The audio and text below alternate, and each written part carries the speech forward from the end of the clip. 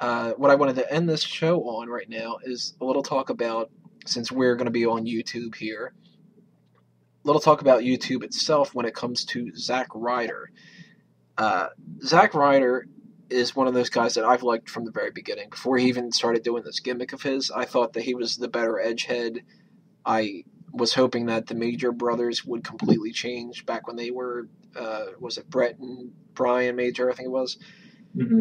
I've been a big fan of Zack Ryder, so when he came out with this YouTube show, I loved it. I thought it was hilarious. I loved his little puns about he needs to get over when he's getting over the fence, and he can draw money literally and everything like that.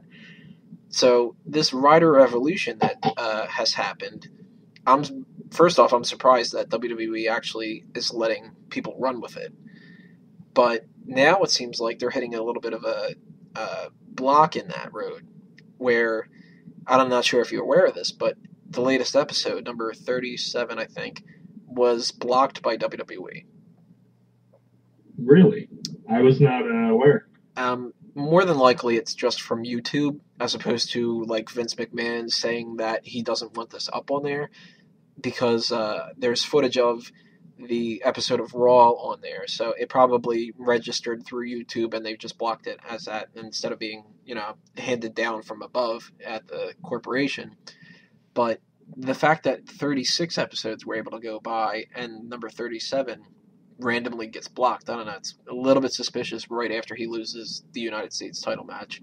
I'm not claiming conspiracy, I'm not joining R-Truth and Miz, but something's up there. On top of that, there has been talk that Vince McMahon was very worried about his catchphrase, "spike your hair," because he thought that that was some kind of a reference to TNA Spike TV.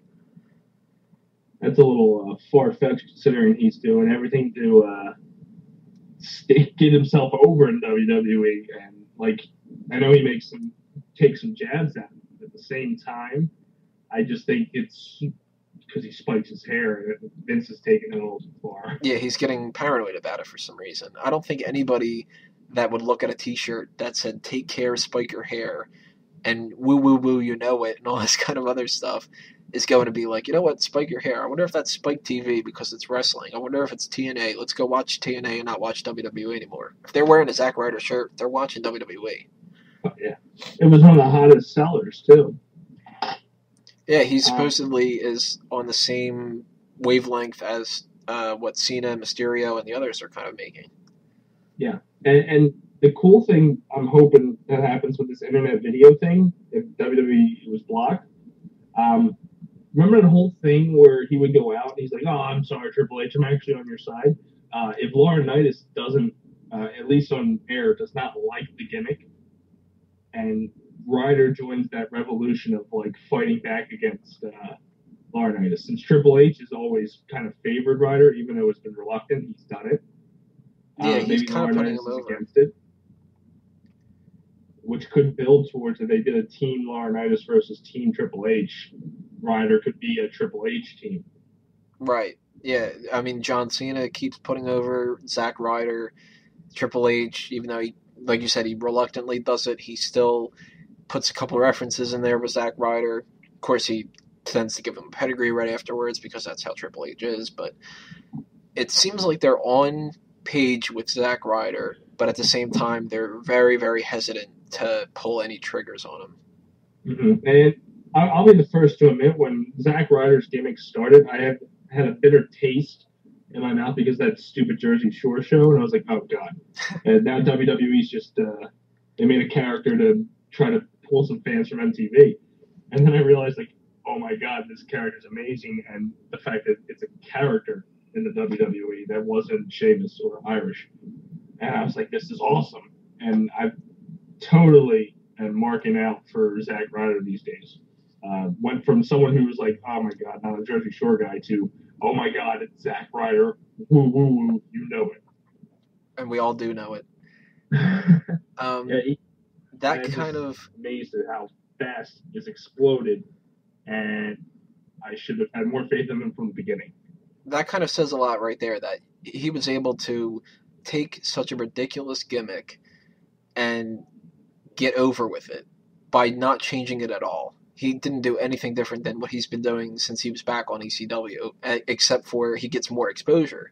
And if WWE can see that, and they can realize that this gimmick was ridiculous, but it was getting over just because they showed it more and all that, then why can't they do that with any of the wrestlers that they have right now? If they're worried about somebody like the Usos not having enough of popularity to warrant themselves winning a tag title or anything like that, put them on more TV.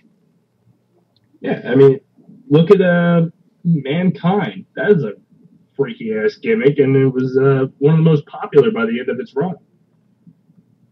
Yeah, I can't say enough good things about Foley. He was the greatest in that interview I did of him, and I've always been a huge fan of him. But he struggled a little bit there from not being the typical look, and he had such a weird gimmick. Even Dude Love, he had that gimmick, which nobody would have been able to pull off Dude Love except for Mick Foley. Exactly, and because these guys put commitment to the business and have that passion and aren't, where there's a certain few wrestlers, you feel it's like a paycheck to paycheck type basis. Like, oh, I'm good at this, so I'm gonna coast. Batista. The name that came to my mind was Carlito. Like, oh, I'm good at it, but I'm not gonna really put any effort into it. I can see that. It's these guys that actually have a passion for the business and actually put into it. And as much trash I'll talk on John Cena, he still has a passion for it, and those are the guys I actually have respect for and will support ultimately in the end. I think that's just about our hour. Is there anything else that's on your mind for this week that we can run down real quick? No, I think it's a great Zack Ryder all the way. All right. That about does it, I guess. What we're going to try to be doing is one of these once a week for the foreseeable future. We're going to try to, like I said at the very beginning, we're going to tweak things, see what's working, what isn't. I've got a couple segment ideas that I wanted to work on a little bit here. Maybe some hot tags, a little Smark My Words, bold predictions, and all this kind of stuff. A lot of different people that have expressed some interest in being on here, different websites that people are running out there. And if you are a part of the people that are interested in being on this, leave a comment, go onto the Smark Out Movement website and check out the contact page there. You can let me know that you want to be a part of this. You can tweet me at Tony Mango, which it says on this screen right here. Hopefully, Dace, I can get you to be a regular on the show, kind of be my right-hand man. Oh, yeah, it was a pleasure, and I would look forward to coming back anytime. All right. So we will see you next week, and looks like it's about that time where we're getting counted out. Check out the website, leave a comment, subscribe to the channel. Have fun, guys. Adios.